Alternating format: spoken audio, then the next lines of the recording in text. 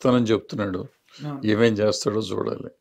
అంటే యాక్చువల్‌గా కేసీఆర్ గారు కూడా చాలా డెవలప్‌మెంట్ చేశారు. చేయలేదు అనటానికి లేదు. అవును.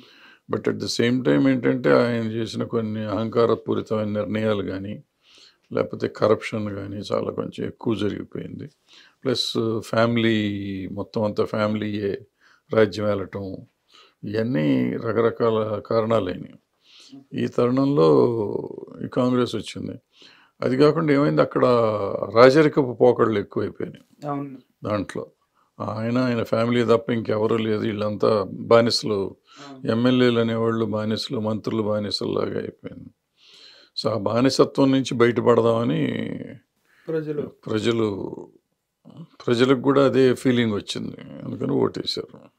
సార్ ఆయన రానున్న రోజుల్లో రేవంత్ రెడ్డి గారు ఆయన ఇచ్చిన హామీలు నెరవేరుస్తారా నెరవేరరా అనేది కాలం సమాధానం చెప్తుంది. కానీ అటు ఏపీలో జగన్మోహన్ రెడ్డి గారి చూసుకున్న పాలన చూసుకున్న ఇక్కడ రేవంత్ రెడ్డి పాలన చూసుకున్న మొదటి రోజు నాకు కనిపించిన ఒక కోయిన్సిడెన్స్ ఏంది అని అంటే ఆయన ప్రజా దర్బార్ని మొదటగా కూల్చేశాడు. ఈయన వచ్చేసి ఆ కంచెలు లేపిచ్చేశాడు.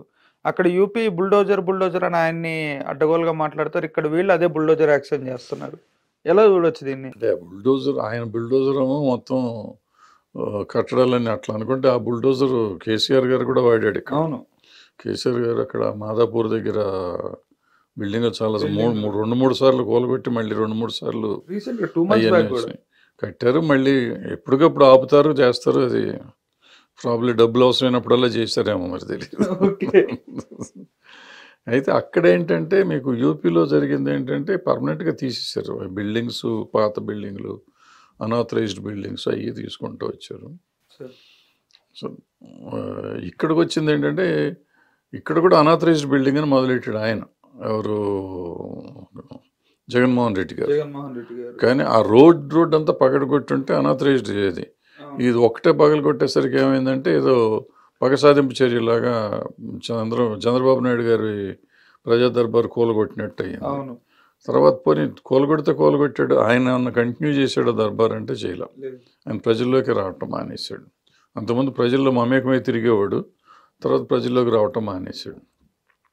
ఇక్కడికి వచ్చేసరికి ఏంటంటే ఈయన బిల్డింగ్లో అంతకుముందు మన రాజశేఖర రెడ్డి గారు కట్టించి రోజు ప్రజలకి ఉండేది, అందుబాటులో పబ్లిక్ ఉండేది. ఎవ్రీడే మార్నింగ్ ప్రజల్ని కలిసేవాడు ఆయన, ఎంతమంది వచ్చినా కానీ కలిసేవాడు.